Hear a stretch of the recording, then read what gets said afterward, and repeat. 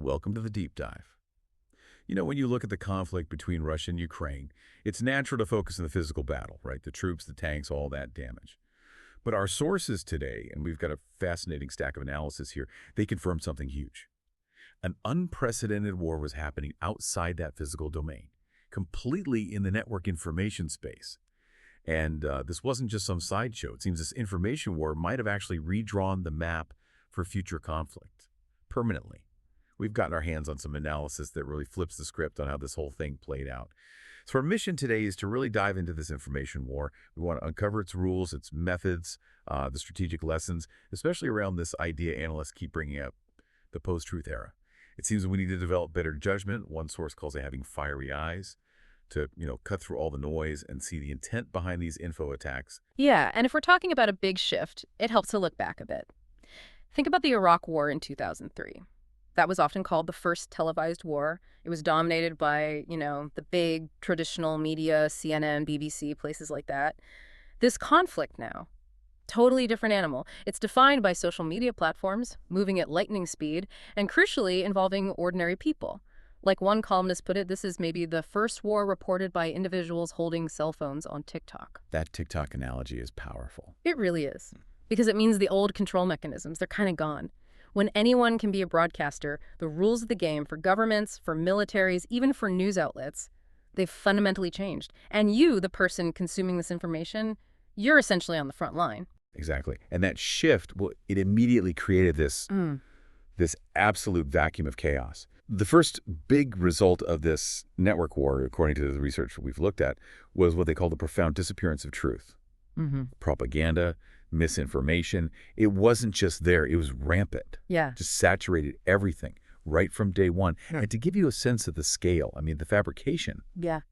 Our sources detail some really specific examples of deliberate distortion, like using old footage of Russian military drills, sometimes years old, and just pushing it online like it was happening right then. We saw war videos completely misattributed, sometimes from conflicts, in totally different countries, just dropped onto the Ukrainian battlefield context. And even incidents that were verified, like Ukrainian anti-aircraft missiles hitting residential buildings, were instantly spun online as Russian airstrike. Right. The noise level was just overwhelming. And the sources themselves were, it seems, intentionally poisoned. And what's really fascinating here is how that chaos actually reflects the true scope of this conflict. It was never just Russia and Ukraine, was it? This information war, it involved the U.S. and NATO directly, sure, but it also sucked in big global companies, banks, NGOs, international organizations covering everything from finance and sports to science and art. The sources point out that even countries not directly involved, like China, got pulled into the mess because their own social media spaces became battlegrounds. So, okay, given that level of coordination, from the Western side, NATO, big tech, media, some early takes were that Russia basically lost the information war, right? Tactically, short term. But the sources you've looked at push back on that idea. How could the strategic outcome be more complex, maybe even bad for the West long term, if Russia seemed to be losing the narrative war so clearly at the start? That's the million-dollar question, isn't it? The analysts argue that because information warfare is inherently a double-edged sword, those quick tactical wins can rack up massive strategic debt. That immediate high-volume narrative control, it turned out to be really hard to sustain, and often it just exposed the fabrications later on. Look at the example cited in the material. There was that widely shared story, remember? The pregnant woman, an internet celebrity, injured in a hospital bombing. That narrative was pushed really hard globally. But then later, the woman herself actually came out and clarified things, saying the situation wasn't quite what the global media portrayed. Right. So that short-term propaganda victory, it ended up causing a long-term hit to credibility when the full story dribbled out. That really shows the volatility of it, like you said, a TikTok war. The narrative flips fast when individuals can broadcast their own side. Precisely. And the analysts point to another potential strategic misstep. Leaning so heavily on the tragedy card, focusing on suffering, combined with those extreme sanctions against Russia, the intent was obviously isolation. But the sources argue it might have backfired. It might have actually generated sympathy for Russia internationally. Sympathy. How so? Particularly among developing nations. Countries perhaps already a bit tired of what they see as Western dominance or coercive economic plays. Wow. That's a really striking unintended consequence. And the sources actually quote someone on this, right? an economist. Yeah, they quote U.S. economist M. Kalatian, who apparently said, the biggest unintended consequence of U.S. policy is that it drew Russia, China, Iran, Central Asia, and other countries along the Belt and Road Initiative closer together. So the attempt to isolate actually pushed adversaries closer. Think about the strategic ripple effect. The goal was isolation, but the result, arguably, was deeper integration and strengthening a rival geopolitical bloc. Those extreme measures, both in the infospace and financially, effectively drew new strategic lines on the global map. And those lines might be much more problematic for the Western alliance down the road than any short-term PR win. Okay, this leads us right into what the analysts call out as a fundamental strategic mistake by the West, which is the wholesale weaponization of international institutions and media platforms. The conflict showed, pretty starkly, that all Western news outlets and major social media platforms aren't neutral. They can be instantly weaponized. And it was comprehensive weaponization, wasn't it? Not just, say, censorship on Twitter or content moderation on Facebook. We saw it in banking SWIFT, used as a financial weapon. We saw it cutting across international bodies in sports, science, even art circles. The sources argue that this readiness to use these supposedly neutral international mechanisms as tools of coercion, well, it just chips away at the credibility of the whole U.S.-led international order built after World War II. So it's like a short-term kill power move that leads to long-term credit suicide globally. Yeah. If these systems aren't neutral, why should other countries trust them going forward? Exactly. If you tear down that neutral facade, you basically legitimize the creation of alternatives, competing systems, which is precisely what we were just talking about with the formation of new blocs, right? Right. The analysts see this institutional weaponization as one part of the playbook. The other part involves the specific rhetorical tactics used to control the narrative rhythm. Okay, let's unpack that rhetorical playbook. Because the sources detail two tactics that seem incredibly effective at setting the agenda, almost no matter what the facts on the ground are. What's the first one? This oracular style. They call it the oracular divination style accusation. Yeah. It's basically making a very specific public accusation before something supposedly happens.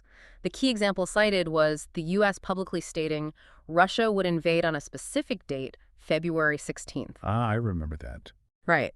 And rhetorically, this tactic is pretty clever because it sets up a win-win for the accuser. If the invasion doesn't happen on that date, they claim success. See? Our intel and our public warnings stop them. But if the invasion does happen, maybe later, they still claim success. See, we told you so. Our prediction was right. Either way, they store points, they control the narrative, and they force the other side onto their timeline.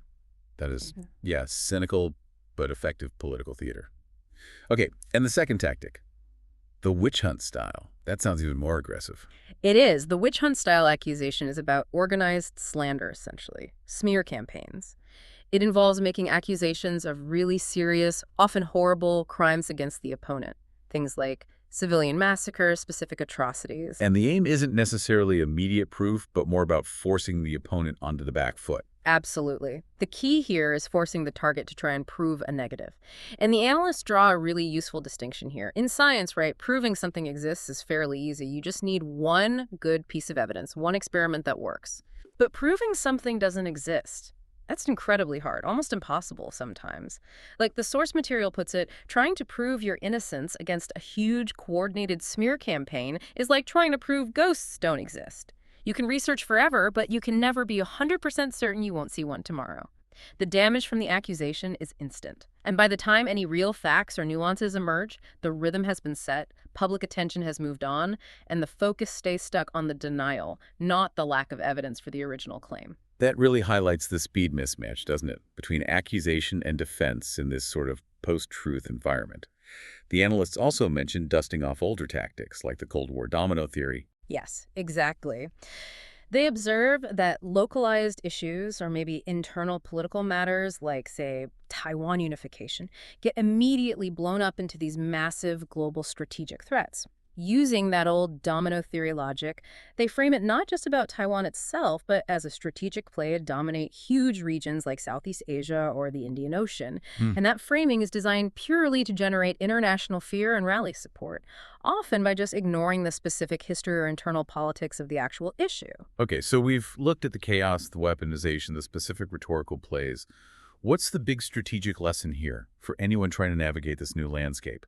Our sources use this interesting framework, borrowing from Chinese philosophy, separating the high-level principles, the Tao, from the tactics and institutions, the shoe. Can you maybe flesh that out for us? Sure. Think of the Tao as the big picture, the underlying principle, the way, the ideology, the long-term strategy. The shoe, then, is the specific technique. The tactic, the method, the short-term move, they're connected, obviously.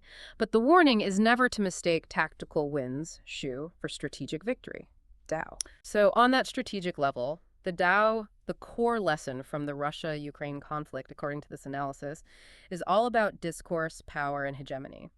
The argument is that the real fight isn't just about territory or sanctions, it's about the underlying value system, the principle that shapes how the world interacts. And the main takeaway here is the need to actively deconstruct Western narratives and, crucially, abandon the idea that the West automatically represents the sole mainstream of world civilization. Because if you accept that framing from the start, you've kind of already lost the strategic battle, the Tao. That's a really profound shift, isn't it? Moving from just technical fixes to focusing on ideological self-confidence. So if the Tao is about winning that big ideological argument, what does the shoe, the practical level, the tactics, the institutions tell us about getting ready for the future? Well, the first lesson, and this comes straight from the weaponization we discussed, is the absolute need for platform sovereignty. The conflict proved, analysts say, that all platforms are potentially non-neutral weapons. Russia getting blocked and censored just hammers home the tactical necessity for nations to build their own autonomous news and network platforms. If you don't control the pipes, you don't control your message. It's that simple. And that connects directly to the physical nuts and bolts of the internet too, right? Infrastructure security. It does. We saw Russia's 2019 sovereign internet law, their disconnect tests. Those look like proactive steps in hindsight. The analysts suggest the goal shouldn't just be national firewalls, but actually reforming the global internet architecture itself. They talk about pushing for a more democratic, pluralistic, and professional global network mechanism. Basically making sure no single dominant state controls the core infrastructure like the domain name system, currently heavily influenced by organizations like ICANN. Okay, and then on a more subtle tactical level, the sources highlight something called the Great Translation Movement. What's that about? This refers to organized efforts by foreign groups. The sources specifically mention Taiwan's 1450 cyber activists who actively search for isolated, often extreme or nasty comments on a target nation's domestic social media. Then they translate these comments and spread them internationally precisely to damage that nation's reputation abroad. So taking outlier comments and presenting them as mainstream views. Exactly. It's a classic shoe tactic, a specific technique, and the analysis of how to counter it is also pretty interesting. They recommend using what they call people's war tactics, things like humor, political cartoons, alongside the obvious technical cleanup of platforms. But, maybe most importantly, they warn against falling into a purely defensive mentality, meaning the biggest tactical mistake is getting trapped in constantly justifying yourself or self-examining every single time some foreign group finds, trash in the bin online. We have to, the sources argue, maintain psychological confidence and just refuse to play the opponent's game by responding defensively to every single accusation. That constant justification, it's exhausting, and it pulls focus from your own strategic goals. Okay, so this deep dive really paints a picture where the information space isn't just another front. It's become total warfare. It demands, as we said, really sharp judgment and strategic thinking. The Russia-Ukraine conflict is basically an essential, if grim, case study for understanding these new rules. And if we bring it back to that Tao and shoe idea one last time, remember, while vigilance and really analyzing your opponent's tactics, their shoe, is crucial, the long-term solution, the Tao, really lies in deep self-confidence. A strong nation, the argument goes, shouldn't be afraid to debate its critics openly and confidently. That's ultimately how you win the ideological war, not by trying to control every little skirmish, but by owning the broader narrative. Absolutely, well said. So let's leave our listeners with a final thought, something drawn straight from the sources' critique of traditional journalism ideas. If these sources suggest that developing political thinking is now necessary just to avoid being a pawn or traitor in an information war, how might adopting that kind of political lens, assuming maybe every news report has some kind of agenda change, which sources you decide to trust tomorrow, something to mull over until our next deep dive?